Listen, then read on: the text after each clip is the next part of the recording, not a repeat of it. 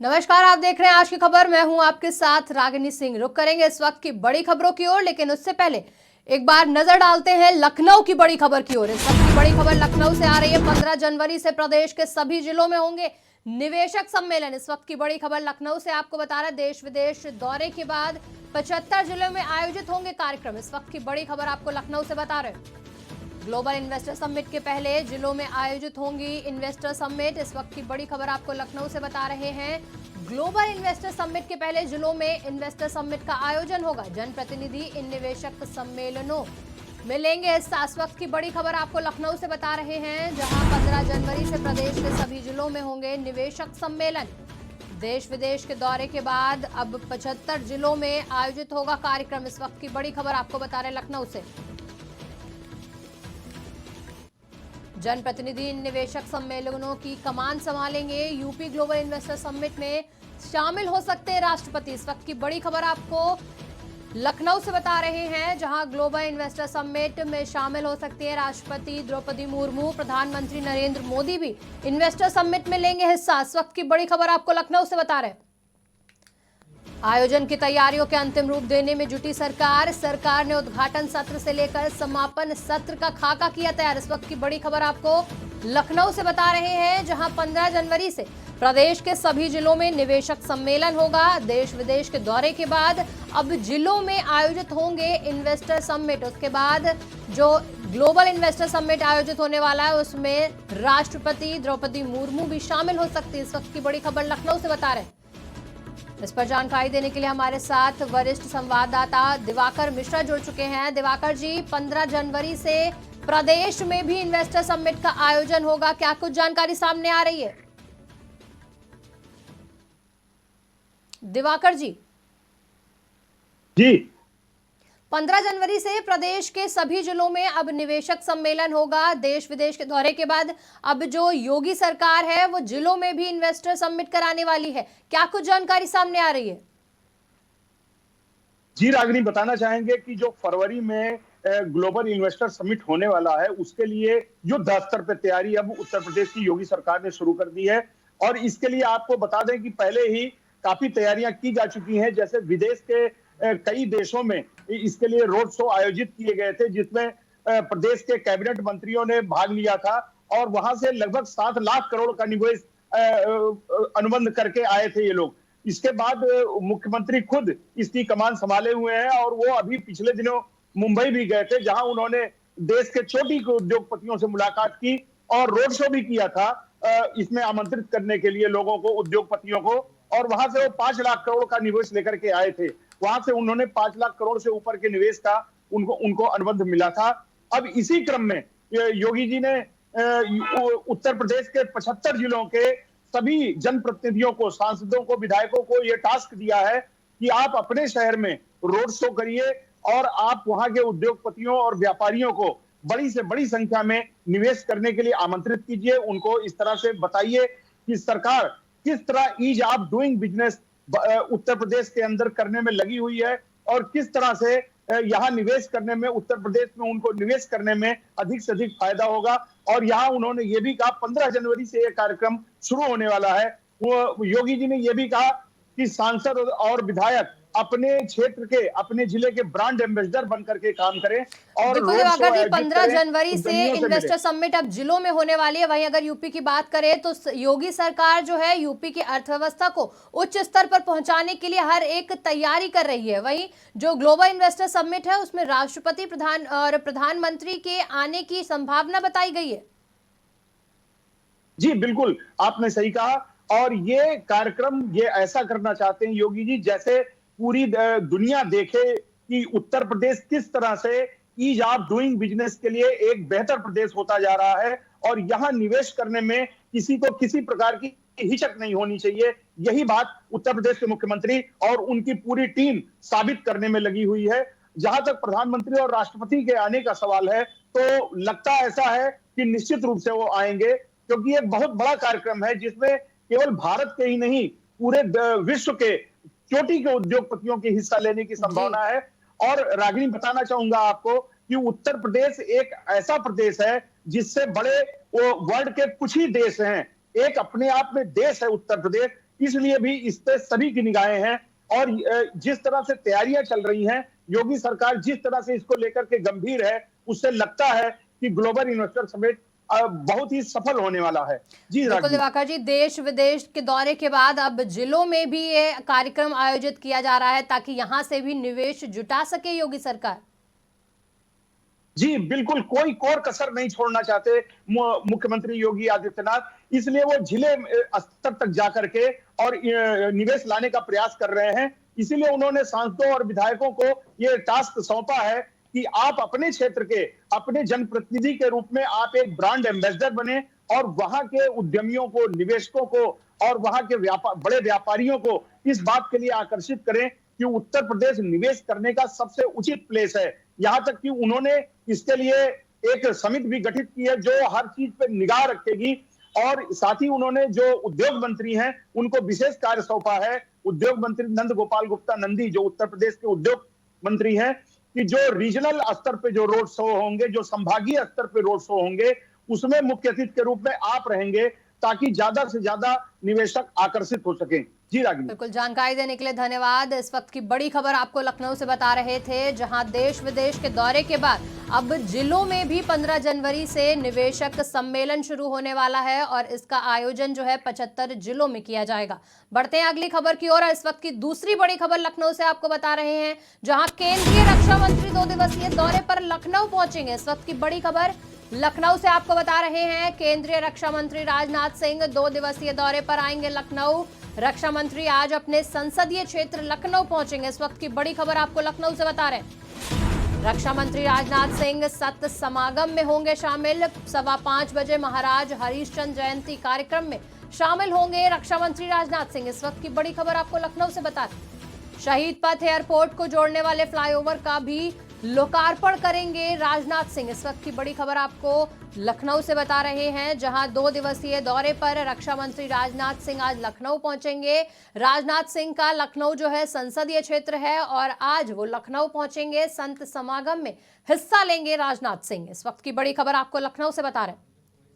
इस पर जानकारी देने के लिए हमारे साथ हमारे संवाददाता पंकज तिवारी जुड़ चुके हैं। पंकज, रक्षा मंत्री राजनाथ सिंह 2 दिवसीय दौरे पर आज लखनऊ पहुंचेंगे, क्या कुछ जानकारी सामने आ रही है?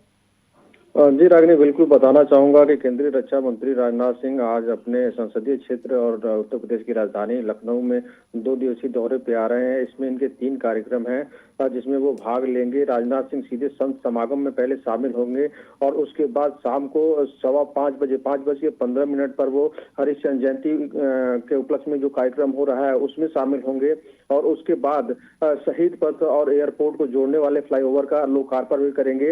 इसके साथ साथ जो है कि प्रदेश के तमाम नेताओं और अधिकारियों के साथ वो एक विकास को लेकर के, डेवलपमेंट को लेकर के कि यूपी की राजधानी और पूरे प्रदेश में क्या कुछ डेवलपमेंट हो रहा है, इस पे भी उनकी चर्चा रहेगी। और इन तीनों कार्यक्रमों में महत्वपूर्ण है कि तीनों कार्यक्रमों में ही वो हिस्सा लेंगे और आज अपने संसदीय क्षेत्र के 2 दिवसीय दौरे पे लखनऊ आ चुके हैं। रागिनी, बिल्कुल, जानकारी देने के लिए धन्यवाद पंकज। इस वक्त की बड़ी खबर आपको लखनऊ से बता रहे थे, जहां केंद्रीय रक्षा मंत्री राजनाथ सिंह 2 दिवसीय दौरे पर आज लखनऊ पहुंचेंगे और संत समागम में शामिल होंगे। 5:15 बजे महाराज हरिश्चंद्र जयंती कार्यक्रम में हिस्सा लेंगे। शहीद पथ एयरपोर्ट को जोड़ने वाले फ्लाईओवर का भी लोकार्पण करेंगे। बढ़ते हैं अगली खबर की ओर और इस वक्त की दूसरी बड़ी खबर आपको झांसी से बता रहे हैं, जहां झांसी में आज डिप्टी सीएम केशव प्रसाद मौर्य झांसी पहुंचेंगे। इस वक्त की बड़ी खबर आपको झांसी से बता रहे हैं, UP deputy CM Keshav Prasad Maurya आज झांसी पहुंचेंगे। डिप्टी सीएम 12:40 पर झांसी पहुंचेंगे। इस वक्त की बड़ी खबर आपको झांसी से बता रहे हैं, एमएलसी शिक्षक संघ के प्रत्याशी बाबूलाल तिवारी के नामांकन में शामिल होंगे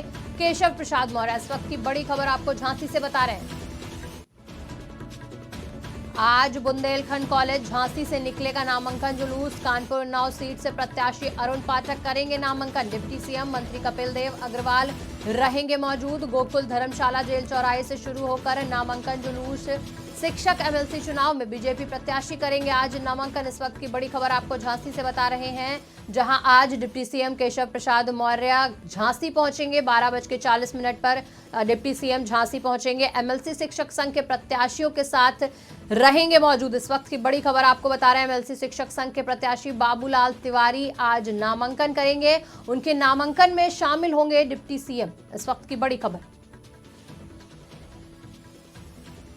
इस पर जानकारी देने के लिए हमारे साथ हमारे संवाददाता पंकज तिवारी जुड़ चुके हैं। पंकज, आज केशव प्रसाद मौर्य जो है झांसी दौरे पर हैं। शिक्षक संघ के प्रत्याशी बाबूलाल तिवारी के साथ नामांकन में होंगे शामिल। क्या कुछ जानकारी आ रही है सामने?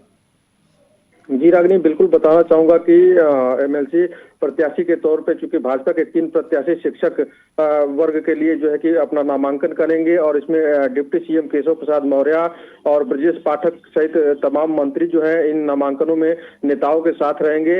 आपको बता दें कि झांसी में आज डिप्टी सीएम केशव प्रसाद मौर्य रहेंगे और 12:40 पे जो नामांकन होगा उसमें प्रत्याशी बाबूलाल तिवारी के साथ वो रहेंगे। साथ ही साथ एक रोड शो भी नामांकन के लिए निकाला जाएगा। तो नामांकन के लिए जो एक जुलूस निकाला जाएगा उसमें बढ़ चढ़ के जो कि बीजेपी के सारे नेता हिस्सा ले रहे हैं और इसमें डिप्टी सीएम केशव प्रसाद मौर्य सहित तमाम बड़े नेता शामिल होंगे। वहीं दूसरी तरफ देखा जाए तो कानपुर और उन्नाव सीट से जो प्रत्याशी हैं अरुण पाठक, उनके नामांकन पे में भी डिप्टी सीएम के साथ साथ मंत्री जो कपिल देव अग्रवाल है ये भी मौजूद रहेंगे और इनके लिए भी जो है कि एक भव्य जुलूस का आयोजन किया जा रहा है जो इनके नामांकन के लिए निकाला जाएगा। गोकुल धर्मशाला जेल चौराहे से ये नामांकन शुरू होगा और इसको भव्य बनाने के लिए बीजेपी के तमाम कार्यकर्ता चूंकि कानपुर में भी और झांसी में भी एकत्र हो चुके हैं और जो 5 एमएलसी की सीटें खाली हो रही हैं 12 फरवरी को, उनको लेकर के बीजेपी की प्रत्याशियों की लिस्ट जारी हुई। उसके बाद से शिक्षक संघ में ये आज 3 नामांकन दाखिल होंगे। बिल्कुल, जानकारी देने के लिए धन्यवाद पंकज। इस वक्त की बड़ी खबर आपको झांसी से बता रहे थे। आज डिप्टी सीएम केशव प्रसाद मौर्य 12:40 पर झांसी पहुंचेंगे। एमएलसी शिक्षक संघ के प्रत्याशी बाबूलाल तिवारी के साथ नामांकन में होंगे शामिल। बढ़ते हैं अगली खबर की ओर और इस वक्त की लखनऊ से बड़ी खबर आपको बता रहे हैं। सपा अध्यक्ष आज करेंगे प्रेस वार्ता। इस वक्त की बड़ी खबर लखनऊ से बता रहे हैं, आज सपा अध्यक्ष अखिलेश यादव प्रेस वार्ता करेंगे। सपा कार्यालय पर होगी प्रेस वार्ता। अखिलेश की 12:30 बजे होगी प्रेस वार्ता। इस वक्त की बड़ी खबर आपको लखनऊ से बता रहे हैं, सपा अध्यक्ष आज करेंगे प्रेस कॉन्फ्रेंस। अखिलेश यादव की आज 12:30 बजे होगी प्रेस कॉन्फ्रेंस। इस वक्त की बड़ी खबर आपको लखनऊ से बता रहे हैं। इस पर जानकारी देने के लिए हमारे साथ हमारे संवाददाता अबू तला जुड़ चुके हैं। अबू तला, आज सपा अध्यक्ष अखिलेश यादव प्रेस कॉन्फ्रेंस करेंगे, क्या कुछ जानकारी सामने आ रही है? देखिए रागिनी, बिल्कुल आपको बता दें तो आज सपा राष्ट्रीय अध्यक्ष अखिलेश यादव प्रेस कॉन्फ्रेंस करेंगे और सपा कार्यालय पे ये प्रेस कॉन्फ्रेंस होगी। 12:30 बजे का समय दिया गया है तमाम पत्रकारों को कि वो प्रेस कॉन्फ्रेंस करेंगे और देखिए इस प्रेस कॉन्फ्रेंस के तमाम ऐसे मुद्दे हैं जिन पर निर्णय लिया जाएगा और साथ साथ देखिए कयास ये लगाए जा रहे हैं कि जो शिवपाल यादव हैं वो भी इस प्रेस वार्ता में शामिल हो सकते हैं और एक बड़ी जिम्मेदारी शिवपाल यादव को दी जा सकती है। और देखिए बीते दिनों की बात करें तो सोशल मीडिया हैंडलर सपा का गिरफ्तार हुआ था और उनकी रिहाई भी हो गई और जिसको लेकर देखिए सपा पार्टी की काफी फजीहत भी हुई थी कि जिस तरह से ट्विटर पर इस तरह के ट्वीट हो रहे हैं, कहीं ना कहीं देखिए फजीहत हो रही थी सपा की। और अब आज एक प्रेस कॉन्फ्रेंस हो रही है तो देखिए एक तमाम ऐसे मुद्दे हैं जिन पर चर्चाएं की जाएंगी। जी रागिनी, वक्त की बड़ी खबर आपको लखनऊ से बता रहे थे, जहां सपा के राष्ट्रीय अध्यक्ष अखिलेश यादव आज प्रेस कॉन्फ्रेंस करेंगे। अपने सपा कार्यालय पर ये प्रेस कॉन्फ्रेंस होगी। दोपहर 12:30 बजे लखनऊ में सपा अध्यक्ष अखिलेश यादव प्रेस वार्ता करेंगे। बढ़ते हैं अगली खबर की ओर और इस वक्त की बड़ी खबर आपको बता रहे हैं, ठंड का प्रकोप भारत में लगातार जारी है। इस वक्त की बड़ी खबर, भारत में ठंड का प्रकोप लगातार जारी। यूपी समेत उत्तर भारत में ठंड का प्रकोप लगातार जारी है। पहाड़ों पर बर्फबारी से बर्फीली हवाओं ने गलन बढ़ा दी है। भीषण ठंड और गलन से जनजीवन अस्त व्यस्त हो गया। यूपी बिहार समेत कई राज्यों में चेतावनी जारी कर दी गई। ठंड का प्रकोप जो है पूरे भारत में देखने को मिल रहा है। आज से 3 दिन तक बारिश का अलर्ट जारी कर दिया गया। इस वक्त की बड़ी खबर आपको बता रहे हैं, जहां पूरे भारत में ठंड का प्रकोप लगातार देखने को मिल रहा है। 3 दिनों तक बारिश का अलर्ट किया गया जारी। यूपी में कड़ाके की ठंड से 2 दिन राहत के आसार। भीषण ठंड को लेकर लखनऊ मंडलायुक्त ने कंबल बांटे। रैन बसेरों में अलाव और जरूरतमंदों को कंबल दिया। निरीक्षण के दौरान संबंधित अधिकारी को कमिश्नर ने निर्देश दिए। दिल्ली एनसीआर से बात करें तो दिल्ली एनसीआर में आज घने कोहरे से राहत मिली। दिल्ली एनसीआर में कल देर रात बूंदाबांदी हुई थी। वहीं मौसम विभाग ने बादल छाए रहने की संभावना जताई है। इस वक्त की बड़ी खबर आपको बता रहे हैं, जहां भारत में लगातार ठंड का प्रकोप देखने को मिल रहा है। इस पर जानकारी देने के लिए हमारे साथ वरिष्ठ संवाददाता दिवाकर मिश्रा जुड़ चुके हैं। दिवाकर जी, भारत में ठंड का प्रकोप लगातार जारी है। यूपी समेत उत्तर भारत में ठंड जो है वो बढ़ती हुई नजर आ रही है, गलन बढ़ गई है, क्या कुछ जानकारी सामने आ रही है? सही कहा आपने, उत्तर भारत इस समय भयंकर ठंड की चपेट में है और अभी तो ये ठंड जारी रहने की भी संभावना मौसम विज्ञान विभाग द्वारा बताई जा रही है। इससे भी राहत मिलने के कोई आसार नहीं है और मौसम विज्ञान विभाग ने यह भी बताया है कि अगले 2-3 दिन बारिश भी हो सकती है। जो पश्चिमी विक्षोभ के चलते बादल बने हुए हैं, उससे पहले तो पहाड़ों में बारिश होगी, उसके बाद मैदानी इलाकों में भी बारिश होगी, जिससे ठंड के और अधिक बढ़ने की संभावना है। गलन के साथ हवाएं भी चल रही हैं। हालांकि दिल्ली एनसीआर में आज शीत कोहरे से थोड़ा बहुत वो आराम जरूर मिला है, लेकिन ठंड का कहीं कम होने का नामो निशान नहीं मिल रहा है। उत्तर भारत समूचा इस वक्त कड़ाके की ठंड की चपेट में है और लगातार ठंड बढ़ती ही जा रही है। जी रागिनी। बिल्कुल दिवाकर जी, यूपी बिहार समेत कई राज्यों में जो है चेतावनी जारी कर दी है मौसम विभाग ने। वहीं लोगों का जनजीवन जो है गलन और ठंड की वजह से अस्त व्यस्त हो गया है। जी बिल्कुल, ये समूचे उत्तर भारत की कहानी है। वो उत्तर प्रदेश, राजस्थान, बिहार, मध्य प्रदेश, ये सब सारे, जम्मू कश्मीर, हिमाचल प्रदेश, उत्तराखंड, ये सब इलाके इस समय भयंकर ठंड की चपेट में है। और जहां तक जनजीवन अस्त व्यस्त होने की आपने बात कही, वो भी बिल्कुल सही है। सबसे बड़ा असर इसमें ट्रेनों पे पड़ा है। रागिनी, बताना चाहेंगे कि ट्रेनों का संचालन बुरी तरह से प्रभावित हुआ है। 400 से ज्यादा ट्रेनें इतनी ज्यादा लेट हो गई थी कि उन्हें रद्द करना पड़ा। कई ट्रेनें आंशिक रूप से कैंसिल की गई हैं। इस तरह से जो लोग भी सफर करने के लिए जा रहे थे या जिनका पहले से टिकट बुक था, उनके लिए बड़ी परेशानी खड़ी हो गई है। और भारतीय रेलवे विभाग ने यह भी एडवाइजरी जारी की है कि स्टेशन जाने से पहले और यात्रा करने से पहले ट्रेनों की सही स्थिति के बारे में आप जानकारी कर लें, तभी घर से निकलें। जी रागिनी। बिल्कुल दिवाकर जी, दिल्ली एनसीआर की बात करें तो दिल्ली एनसीआर में सबसे न्यूनतम तापमान जो है कुछ दिनों पहले तक दर्ज किया जा रहा था। वहीं आज घने कोहरे से दिल्ली वासियों को थोड़ी राहत मिली है।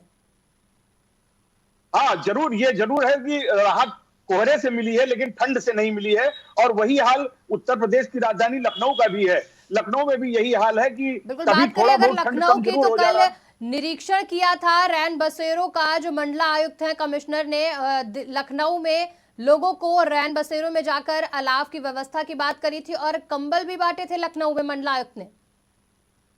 जी बिल्कुल, ये ऐसा नहीं कि सिर्फ लखनऊ में ही चल रहा है, ये ऊपर शासन का निर्देश है, मुख्यमंत्री योगी आदित्यनाथ का निर्देश है कि जहां ठंड के लिए कहीं भी दिक्कत कमी ना होने पाए, रैन बसेरों में कमी ना होने पाए, वहां की व्यवस्थाओं में कमी ना होने पाए और अलाव जगह जगह जलते रहने चाहिए।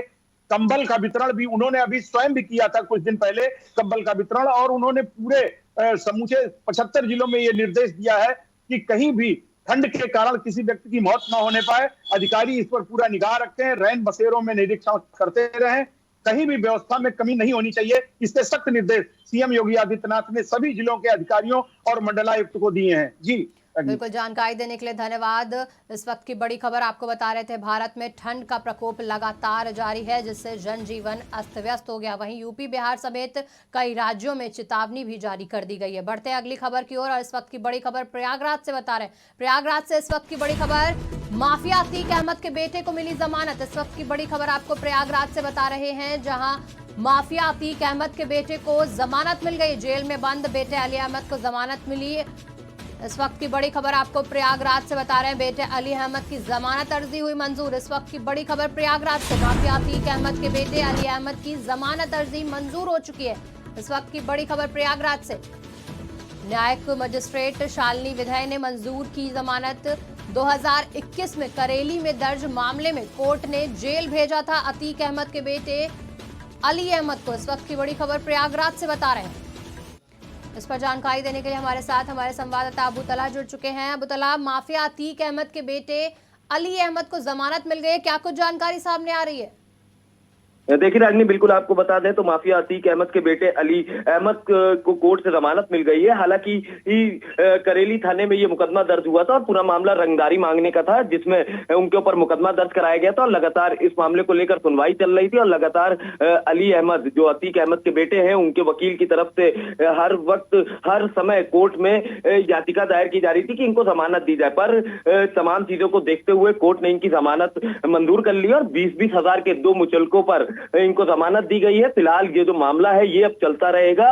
अब इनको जमानत मिल गई तो कहीं ना कहीं एक बड़ी राहत अली अहमद को मिली है। जी रागनी, बिल्कुल जानकारी देने के लिए धन्यवाद। तला, इस वक्त की बड़ी खबर आपको प्रयागराज से बता रहे थे, जहां माफिया अतीक अहमद के बेटे अली अहमद को जमानत मिल गई है। उसकी जमानत अर्जी मंजूर कर ली गई। न्यायिक मजिस्ट्रेट शालिनी ने मंजूरी की जमानत दी है। बढ़ते हैं अगली खबर की ओर और इस वक्त की बड़ी खबर आपको लखनऊ से बता रहे हैं। निकाय चुनाव के लिए नए सिरे से होगी पिछड़ा वर्ग की गिनती। इस वक्त की बड़ी खबर, निकाय चुनाव के लिए नए सिरे से होगी पिछड़ा वर्ग की गिनती। गठित आयोग नए सिरे से पिछड़ा वर्ग की गिनती कराएगा। इस वक्त की बड़ी खबर लखनऊ से आपको बता रहे हैं। ओबीसी के पुराने आंकड़ों से मिलान करते हुए कराएगा गिनती आयोग।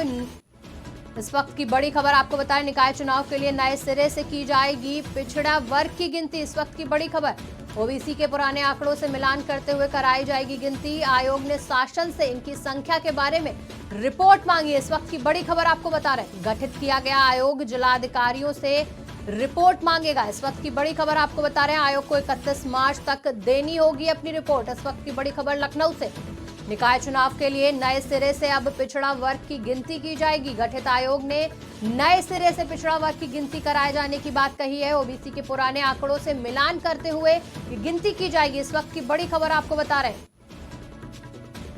आयोग ने जिलाधिकारी से रिपोर्ट मांगी है। इस पर जानकारी देने के लिए हमारे साथ हमारे संवाददाता अबू तलहा जुड़ चुके हैं।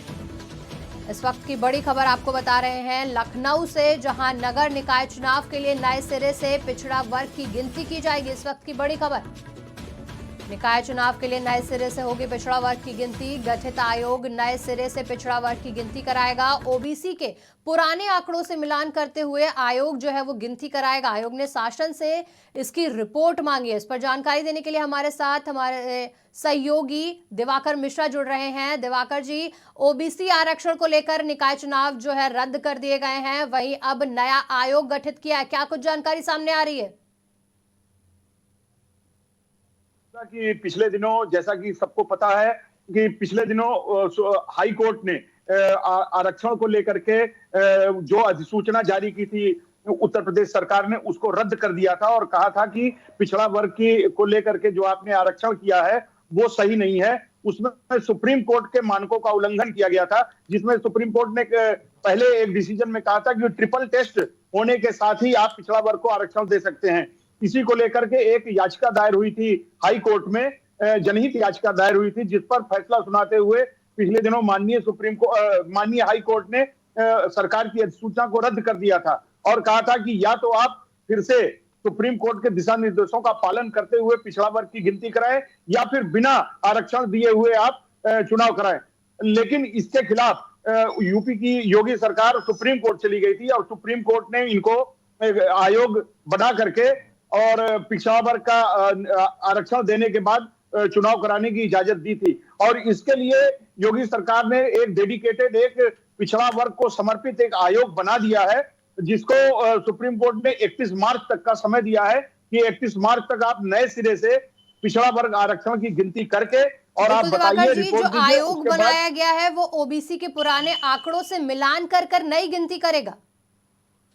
जी बिल्कुल, और इतना ही नहीं, पुराने आंकड़ों की गिनती भी करेगा और जो संबंधित जिले के अधिकारी होंगे उनसे भी रिपोर्ट मांगी जाएगी। और इसके लिए आयोग ने बैठकें अपनी शुरू कर दी हैं मंडल वाइज। इन्होंने अभी आगरा मंडल पे बैठक, मेरठ मंडल पे बैठक की थी और वहां के मंडल से जितने भी जिले थे वहां के जिले के अधिकारी, जिला सांख्यिकी अधिकारी और अन्य अधिकारियों के साथ पिछड़ा वर्ग आयोग के सदस्यों ने और अध्यक्ष ने बैठक की थी और इसी तरह से वो सभी मंडलों की बैठक करेंगे। वहां से फीडबैक लेकर के साथ ही पिछली जातियों की सूची है उसका मिलान करके अपनी रिपोर्ट 31 मार्च तक वे सरकार को सौंप देंगे। उसके आधार पे सरकार आरक्षण को निर्धारित करेगी और तब फिर उत्तर प्रदेश के निकाय चुनाव होंगे। जी बिल्कुल, राजनीति। जानकारी देने के लिए धन्यवाद। इस वक्त की बड़ी खबर आपको लखनऊ से बता रहे थे, जहां निकाय चुनाव के लिए नए सिरे से अब पिछड़ा वर्ग की गिनती करी जाएगी। ओबीसी के पुराने आंकड़ों से मिलान करते हुए ये गिनती करेगा आयोग, और आयोग ने शासन से इनकी संख्या के बारे में रिपोर्ट मांगी है। बढ़ते हैं अगली खबर की ओर। इस वक्त की बड़ी खबर आपको आगरा से बता रहे हैं, जहां ऑटो चालक की गोली मारकर हत्या कर दी गई। इस वक्त की बड़ी खबर आपको आगरा से बता रहे हैं, ऑटो चालक की गोली मारकर की गई हत्या। सवारी बनकर बैठे व्यक्ति ने की ऑटो चालक की हत्या। इस वक्त की बड़ी खबर आगरा से, ऑटो चालक की गोली मारकर हुई हत्या। सवारी बनकर बैठे व्यक्ति ने की ऑटो चालक की हत्या। आगरा के बिजपुरी का रहने वाला बताया गया है मृतक। वायु विहार रेलवे फाटक के पास ये इस हत्या को अंजाम दिया गया। इस वक्त की बड़ी खबर आपको आगरा से बता रहे हैं, जांच पड़ताल में पुलिस जुटी हुई है। ऑटो चालक की गोली मारकर आगरा में हत्या कर दी गई। इस वक्त की बड़ी खबर आपको आगरा से बता रहे हैं। इस पर जानकारी देने के लिए हमारे साथ हमारे संवाददाता अबू तलहा जुड़ चुके हैं। अबू तलहा, आगरा से एक हत्या का मामला सामने आया है, जहां ऑटो चालक की गोली मारकर हत्या कर दी गई। क्या कुछ जानकारी सामने आ रही है? देखिए रागिनी, बिल्कुल आपको बता दें तो ऑटो चालक की हत्या की गई है। हालांकि ये अभी पता नहीं चल पाया है कि किस व्यक्ति ने ऑटो चालक की हत्या की। बताया जा रहा है कि ऑटो में बैठे एक व्यक्ति था जिसने ऑटो चालक के ऊपर गोली चलाई और पीछे से गोली चलाई है, जिसमें उसकी तुरंत ही मौके पर मौत हो गई थी। फिलहाल पुलिस देखिए तमाम चीजों पर जांच कर रही है। पहले तो अंदेशा ये लगाया जा रहा था कि शायद लूट के बाद हत्या की वारदात को अंजाम दिया गया है, पर जब मौके पर घटनास्थल पर पुलिस पहुंची थी तो उसने तमाम चीजों की जांच करी। तो जो ऑटो चालक के पास कैश पैसा था और तमाम उसके जो डॉक्यूमेंट्स थे, घड़ी थे, सारी चीजें वो एज इट इज उसके पास थी। तो अब पुलिस कहीं ना कहीं देखिए इस पूरे मामले को पुरानी रंजिश से जोड़कर जांच कर रही है। फिलहाल देखिए परिवार वालों का, जो मृतक के परिवार वाले हैं, उनका भी कहना है कि कहीं ना कहीं कोई पुरानी रंजिश थी जिसकी वजह से इनकी हत्या की गई है। फिलहाल देखिए अभी तक ये गुत्थी सुलझ नहीं पाई है कि आखिर किस कारण ऑटो चालक की हत्या की गई है। जी रागिनी। बिल्कुल, जानकारी देने के लिए धन्यवाद। इस वक्त की बड़ी खबर आपको आगरा से बता रहे थे, जहां ऑटो चालक की गोली मारकर हत्या कर दी। सवारी बनकर बैठे व्यक्ति ने की ऑटो चालक की हत्या, और इस पर पुलिस जो है जांच पड़ताल कर रही है। बढ़ते हैं अगली खबर की ओर। इस वक्त की बड़ी खबर आपको बरेली से बता रहे हैं, जहां बरेली में ट्रिपल मर्डर से सनसनी फैल गई। इस वक्त की बड़ी खबर आपको बरेली से बता रहे हैं, बरेली में ट्रिपल मर्डर से फैली सनसनी। कटरी में फिर शुरू हुआ गैंग वॉर। इस वक्त की बड़ी खबर आपको बरेली से बता रहे हैं, ट्रिपल मर्डर से फैली सनसनी। कटरी में फिर शुरू हुआ गैंग वॉर। गैंग वॉर को लेकर बरेली में खूब गरजी बंदूकें। इस वक्त की बड़ी खबर बरेली से आपको बता रहे हैं। इस पर जानकारी देने के लिए हमारे साथ हमारे संवाददाता अबू तलहा जुड़ चुके हैं। अबू तलहा, बरेली में ट्रिपल मर्डर की वारदात को अंजाम दिया गया है, क्या जानकारी सामने आ रही है? देखिए रागिनी, बिल्कुल आपको बता दें तो ट्रिपल मर्डर की वारदात हुई है और बरेली में लगातार इस तरह की घटनाएं हो रही हैं। आए दिन कभी चौकी पर हमला हो रहा है तो कहीं ट्रिपल मर्डर की वारदात हो रही है। तो कहीं ना कहीं देखिए बरेली एसएसपी इन तमाम घटनाओं पर अंकुश लगाने में नाकाम है। फिलहाल ये जो पूरा मामला है ट्रिपल मर्डर का, ये बताया जा रहा है कि जमीनी विवाद था। 135 बीघा जमीन थी, उसी को लेकर लगातार कई लंबे समय से विवाद चल रहा था और इसी विवाद के बाद गोली चलाई गई। हालांकि देखिए इसमें 3 लोगों की मौत हो गई है और लगभग 3 लोग घायल हैं जिनका इलाज चल रहा है। फिलहाल जो इस पूरी घटना का आरोप है वो पूर्व प्रधान पर लगा हुआ है। पुलिस अब उनकी गिरफ्तारी के लिए टीम गठित कर दी गई और पुलिस जल्द से जल्द उनको गिरफ्तार करेगी। पर देखा जाए तो लगातार बरेली में इस तरह की घटनाएं हो रही हैं। बीते दिनों की बात करें तो बीते दिनों बरेली के एक चौकी के अंदर 2 व्यक्तियों ने पुलिसकर्मी को गोली मारी थी। तो इससे अंदाजा लगाया जा सकता है कि कहीं ना कहीं बदमाशों के अंदर पुलिस का कोई खौफ नहीं है। फिलहाल इस पूरी घटना को लेकर जब ये घटना की ये वारदात हुई तब तमाम जो अधिकारी के साथ साथ आईजी हैं वो भी मौके पर पहुंच गए थे और अब पूरे मामले की जांच में पुलिस जुटी हुई है। जी रागिनी। बिल्कुल तलहा, जिस तरीके से देखा जा रहा है कि बरेली में अक्सर गैंग वॉर देखा गया और एक नया मामला सामने आया जिसमें 3 लोगों का मर्डर कर दिया गया है।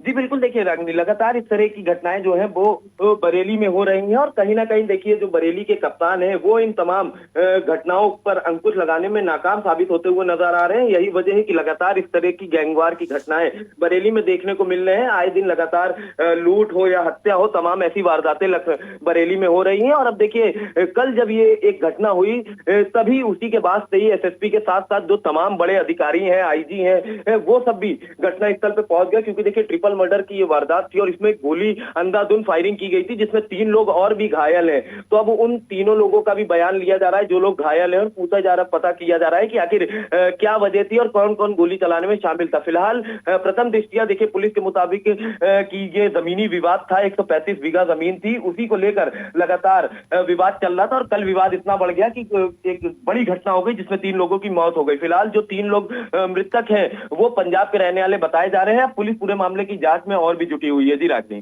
बिल्कुल जानकारी देने के लिए धन्यवाद तला। इस वक्त की बड़ी खबर आपको बरेली से बता रहे थे, जहां बरेली में ट्रिपल मर्डर से सनसनी फैल गई। कटरी में गैंग वॉर फिर से शुरू हो गया है। वहीं इस मामले को लेकर कई लोगों की मौत हुई है, साथ ही घायल भी बहुत सारे लोग हुए हैं। बढ़ते हैं अगली खबर की ओर। इस वक्त की बड़ी खबर आपको लखनऊ से बता रहे हैं, जहां मेजर अभिजीत सिंह की कार जलाने के मामला सामने आया। इस वक्त की बड़ी खबर आपको लखनऊ से बता रहे हैं, मेजर अभिजीत सिंह की कार जलाने का मामला। कार जलाने के मामले का कोर्ट ने लिया संज्ञान। इस वक्त की बड़ी खबर आपको लखनऊ से बता रहे हैं, कार जलाने के मामले का कोर्ट ने लिया संज्ञान। एलडीए को हाई कोर्ट ने लगाई फटकार। इस वक्त की बड़ी खबर आपको लखनऊ से बता रहे हैं, एलडीए को हाई कोर्ट ने अभिजीत सिंह की कार जलाने के मामले में फटकार लगाई है और एलडीए से हाई कोर्ट ने जवाब मांगा। इस वक्त की बड़ी खबर आपको बता रहे हैं, हाई कोर्ट ने एलडीए को कार्रवाई करने में असफल बताया। इस वक्त की बड़ी खबर आपको लखनऊ से बता रहे हैं, जहां माफ कीजिएगा, मेजर अभिजीत सिंह की कार जलाने का जो मामला था उसमें हाई कोर्ट ने संज्ञान लेते हुए एलडीए को फटकार लगाई है और एलडीए से जवाब मांगा। इस वक्त की बड़ी खबर आपको बता रहे हैं, जो कि लखनऊ से सामने आई। देर रात डीजे बजाने से रोकने पर कार जला दी गई थी। कोर्ट ने 30 जनवरी तक एलडीए से जवाब मांगा। इस वक्त की बड़ी खबर, कोर्ट ने कहा कि क्यों चल रहे हैं अवैध होटल। इस वक्त की बड़ी खबर आपको लखनऊ से बता रहे हैं। इस पर जानकारी देने के लिए हमारे साथ हमारे संवाददाता अबू तला जुड़ चुके हैं। तला, हाईकोर्ट ने एलडीए को फटकार लगाई है और कहा है कि असफल हो गया एलडीए, क्या कुछ जानकारी सामने आ रही है? देखिए रागिनी, बिल्कुल आपको बता दें तो बीते दिनों की ये घटना है जब मेजर अभिजीत की गाड़ी में दबंगों द्वारा आग लगा दी गई थी। हालांकि उन्होंने जब ये मना किया था कि डीजे ना बजाया जाए रात में, उसके बाद ही दबंगों ने उनकी गाड़ी में आग लगा दी थी और इस पूरे मामले में देखिए पुलिस ने 5 आरोपियों को पकड़कर जेल भी भेज दिया था और एलडीए ने होटल के ऊपर कार्रवाई भी की थी। उस होटल को सील कर दिया गया था। लेकिन देखिए अब जो कोर्ट है उसने खुद इस पूरे मामले का स्वतः संज्ञान लिया और एलडीए से जवाब मांगा है कि आखिर इस तरह के जो अवैध होटल है क्यों चल रहे हैं। खाली एक यही होटल नहीं है, अगर राजधानी लखनऊ की बात की जाए तो लखनऊ में लगभग 200 से 300 ऐसे अवैध होटल हैं जो इसी तरह से संचालित हो रहे हैं। तो इसी को लेकर देखिए कोर्ट ने एलडीए को फटकार भी लगाई है और 30 जनवरी से पहले उनका जवाब मांगा है। कहीं ना कहीं देखिए कोर्ट ने एक आदेश उनको जवाब मांगा है कि 30 जनवरी तक वो तमाम जो इस तरह के होटल्स हैं, जो अवैध होटल चल रहे हैं, आखिर क्यों चल रहे हैं, क्या वजह है। और देखिए कोर्ट ने एक जो जवाब मांगा है उसमें यह भी स्पष्ट किया है कि आखिर इतनी रात में जो डीजे बजते हैं वो क्यों बजते हैं। तो तमाम चीजों को लेकर देखिए एलडीए से जवाब मांगा गया है। अब देखिए एलडीए की तरफ से एक टीम बनाई गई है जो इस पूरे मामले में जांच करेगी और जांच के बाद जो भी बयान होगा वो कोर्ट में पेश दर्ज कराया जाएगा। जी रागिनी, बिल्कुल जानकारी देने के लिए धन्यवाद तला। इस वक्त की बड़ी खबर आपको लखनऊ से बता रहे थे, मेजर अभिजीत सिंह की कार जलाने का जो मामला था उसमें हाईकोर्ट ने संज्ञान लेते हुए एलडीए को फटकार लगाई है। वहीं 30 जनवरी तक एलडीए से जवाब भी मांगा है। फिलहाल इस बुलेटिन में इतना ही। देश दुनिया की तमाम बड़ी खबरों के लिए देखते रहिए आज की खबर।